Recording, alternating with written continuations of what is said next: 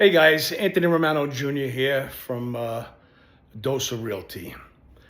Not too long ago, I was at a closing and I was talking to the closing coordinator, and she was telling me that her clients were traveling from the city.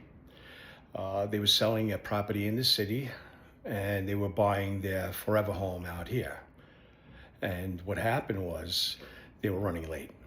So when they got to the closing, on the buyer's end, they said that they had no time to go do a walkthrough. So obviously you have to sign a release form waiving them and stating that you're waiving the walkthrough. You don't have to go walk through the property and take a look before purchasing the property. So they continued on with the closing. Everything went good. Then after the closing, they went to lunch and celebrated their new forever home. And afterwards, took the whole family, the dog, everybody, and went to their new home. They get to the block, and the house is not there. It literally burned to the ground overnight. Now, this is obviously a tragic story, but the possibility it can happen.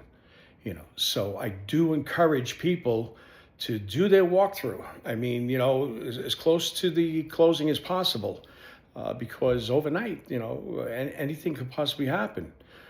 So from what I'm hearing, they were misplaced. It was near the holidays.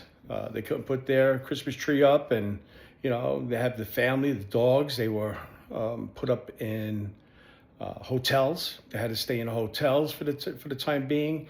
The house obviously took a while to build again, so they couldn't go back to their old home because they already sold it. So during that little transition, I mean, the ink wasn't even dry yet on the paperwork on their new home. So just cautioning everybody, buyers, do your walkthrough. Agents, brokers, make sure they do the walkthrough, because if something like this happens, I mean, it's a hell of a thing, and it's unfortunate, but these things do happen. So keep that in mind for the next time anybody's purchasing. Do a walkthrough. Agents insist on a walkthrough, and it's very possible. So this is a dose of realty, which is reality.